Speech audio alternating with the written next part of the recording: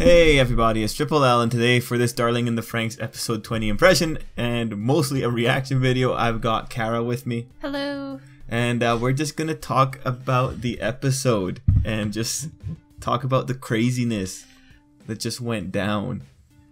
Yeah. Are you excited for this? I have thoughts and feelings. Alright, so there's a lot of things happening in the episode, so let me just give off some kind of notes here so that we all understand the main points of the episode before we actually start talking about the crazy things.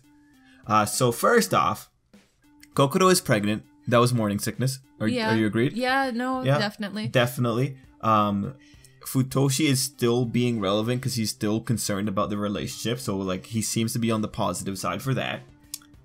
Kokoro and Mitsuru are getting back their memories. Which will suck. Well, no, not really. It wouldn't suck, but just imagine being brainwashed, pretending you've never been in a relationship, then all of a sudden you're pregnant. When did that happen? How did that happen? Yeah, so that's happening. They're getting back their memories. They got it back in the Franxx when they were both saying each other's names, which makes you wonder, did they not say each other's names before? But the kids have been there for months, so chances are at some point they said it. Yeah, the Franxx also had that emotion connecting thing going on. Most likely Hiro and 02 got their memories back when they were in the Franxx, so the connection is probably what's helping it happen. We got introduced to Star Entity all of a sudden in this episode. Okay. It's a giant cannon. Yeah. And it's referred to as our child when the Klaxosaur princess talks to Franxx, but when she's talking to Ape, she's referring to it as my child, which was, I think, maybe indicative of what was about to happen with the Ape reveal at the end. Oh yeah, maybe that's why she was having because with Franxx it's our, with Ape it's my. Well, he's from Earth. Yeah. So he's technically family, I guess. But then Dr. Franxx also has a weird possessiveness of Apath Strelexia. So he kind of went kind of fanatical in this episode. Anyway, the Star Entity weapon is actually a weapon to defend against alien invaders, the Virm. Yeah, at first it was just oh, you kids can't be in relationships, that's dangerous. Also, humanity is immortal now, and then all of a sudden it's universal, I guess. Yeah, all of a sudden purple light comes out of the stars, and you're like, holy shit, what happened? The Klaxosaur princess was technically the good person here, because she's trying to stop the alien invaders. She stopped them once before, and now she's trying to stop them again. Yeah, well, they wouldn't have attacked. Apparently, they wouldn't have attacked if Earth wasn't so if Star Child effective. didn't exist, because they said in the episode, Star Child, because Star Child is a problem. Oh, sorry, not Star Child. I want to call it Star Child because Star Child is a threat to the world. Or to the universal peace is what they said. Universe is peace. That's why they're there, because that weapon is just too much. Yeah. So it seems like these people are galactic police who are just there to keep the peace. And when the planet gets too crazy, they're like, all right, you guys gotta go. Yeah, but they were the ones who gave humans immortality, were they not? What was up with that? Why? Well, what was the purpose? Because Papa was a double agent working for the Virm. Not working for the Virm. He is a Virm from the whole time. Not just Papa. Him and another one. There were two people in the Ape Council that were in the know. And then everyone else was a human. So that's a very big distinction. It's not Ape that's the Virm. It's specifically there's two Virm and then I think 4 remaining Ape humans. Oh, okay. Yeah. This is important because you were mentioning earlier, why was Papa talking about humans being released from their bonds? Why were they talking about humans achieving this higher place when, they clearly just wanted to destroy the Earth? And it's because, well, I think they had to convince the other 4 members of the Ape Council. Oh, okay. Yeah. So because we see it when everyone else is surprised. Remember, there were always Ape Council members that didn't know what Papa was up to, but there was one that was in agreement with Papa, and that's because when you have the guy turning into the Virm at the end, you see him with 2 faces in that form. Yeah. It's because there were the 2 Ape members that came together. Oh, okay. I'm glad you were paying attention more yes, than yes, I was. Yeah. I was still stuck on the space battle. Yeah. Oh, yeah, because all of a sudden, giant cannons come out of the ground and the kids don't matter anymore. Yeah. Also, we find out that Hiro might have something special.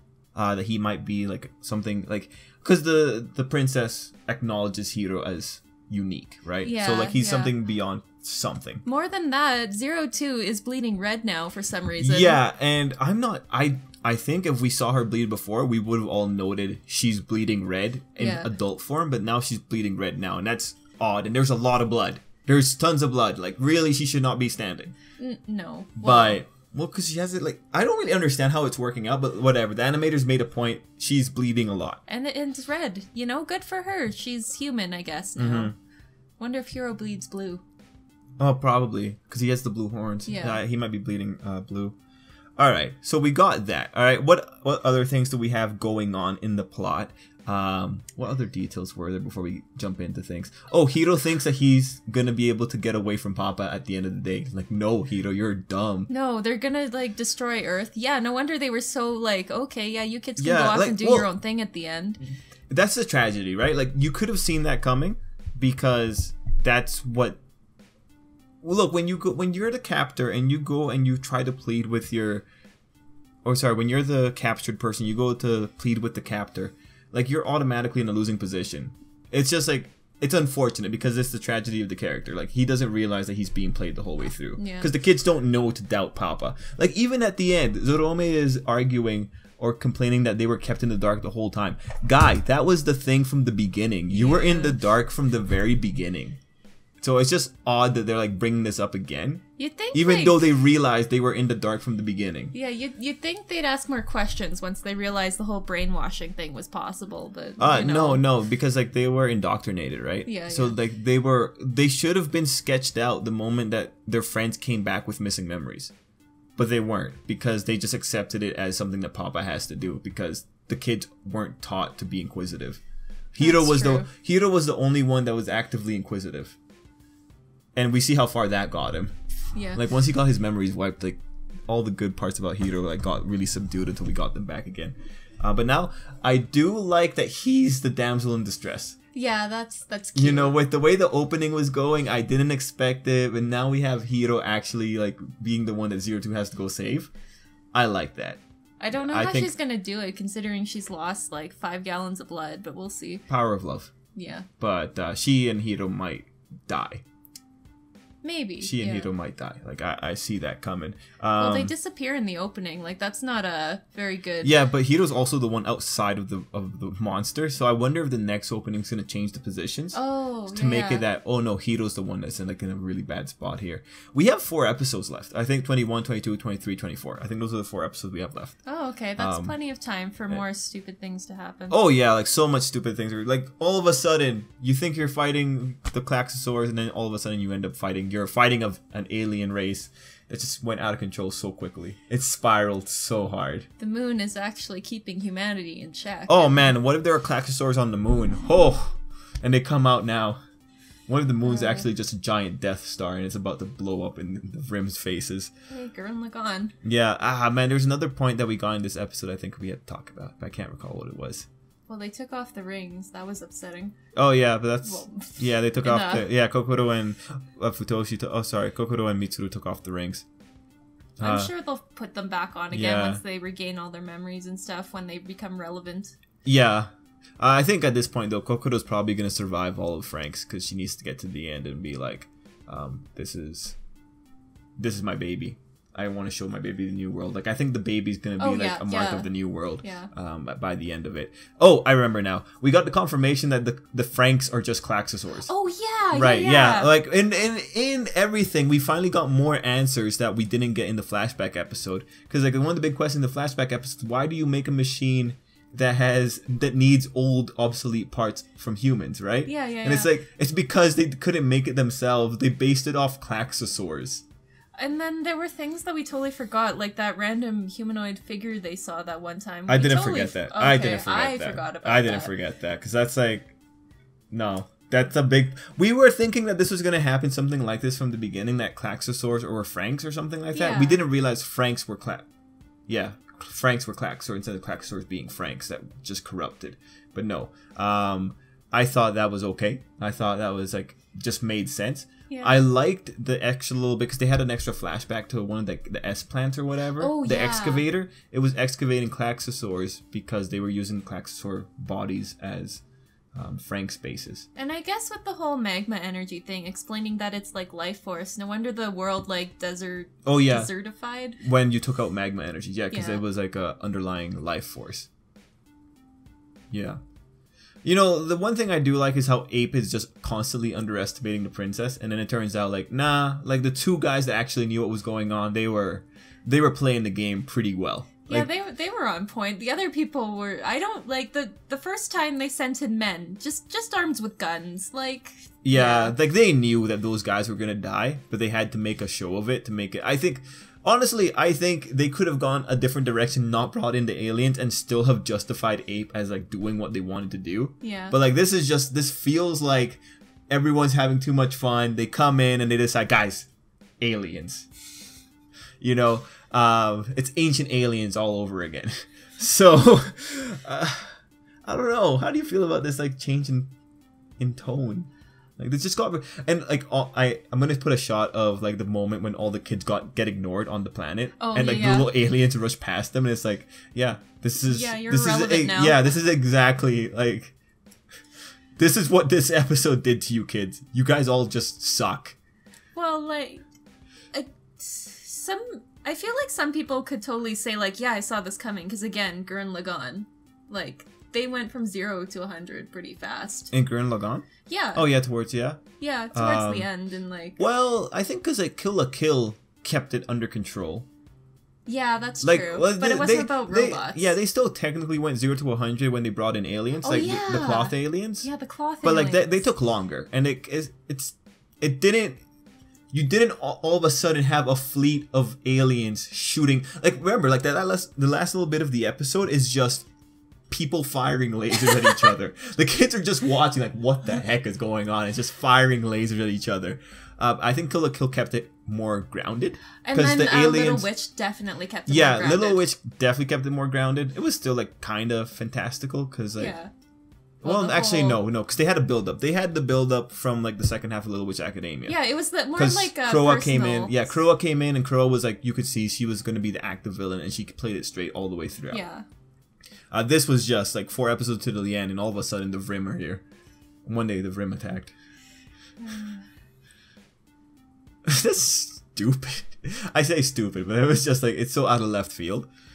It was fun though. Oh yeah, it was so fun. It was so fun. But this is so anime. Like all of a sudden you're like having this like love story of kids trying to play against the system, trying to get away from the people that ruined the world, and all of a sudden the Virm attack. Aliens. Other little details though that I was thinking about for this episode.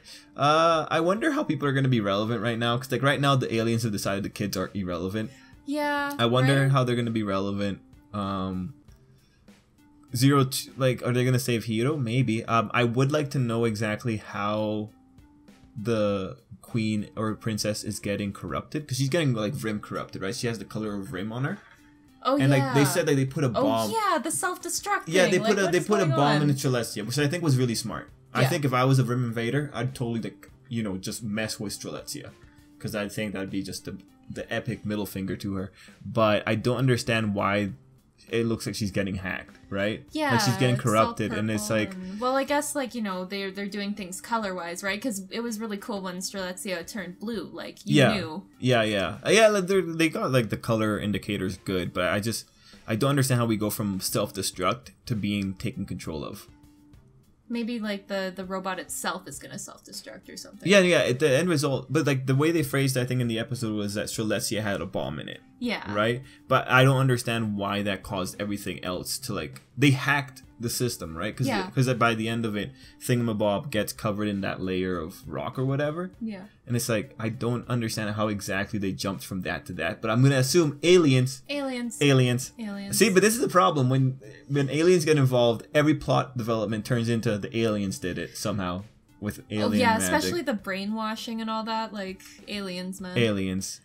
But it's just kind of funny looking back, like, oh yeah, you two characters can't marry. By the way, you're irrelevant. We have like an invasive force coming. Yeah. Oh man, speaking of irrelevant people, 9 Alpha was just pissed off in this elf. Yeah. Like, remember, right, because this was a big thing in the beginning of the episode. I was like, man, this guy's a dick. He's just being stupid. Like, oh, the glory of Papa, and it's like, shut up, man. You're not even And then by the end of the episode, like they're also looking up in the sky, like, oh my god. And then you're just like, yeah, like this is exactly how I feel about you being played out in the episode. You just don't know what you're doing. Yeah, pretty much. I mean, they got to like travel to space that one time. I guess that was kind of cool for them, but they were just in the dark. Yeah. Man, like honestly, I think I would have also have enjoyed it if all of a sudden the Virm attacked and Ape had no idea about it. Like they just looked to the side, like, what the heck is that? And then all of a sudden the Virm are there. I think that would have been hilarious too. But okay, Darling in the Franxx, episode 20 went off its rocker. Yeah. You keep saying, what are you calling it? Virm? It was Virm. Yeah, Virm or Vrim? Something like that. You keep calling it Virm. Pretty sure it's Virm. Whatever. Like, what do they want me to do? They introduced it in like the last 5 minutes. Yeah, like it's in like at the 19-minute mark that the cannons start coming out of here, and like the whole episode. Actually, maybe not last 5. Wait, because we didn't get an ending song in this episode. No, last 5 minutes. Yeah, this is the two of them. Yeah. Yeah. Okay. So the Virm are here to take out Star Child, and like shit's gonna go crazy.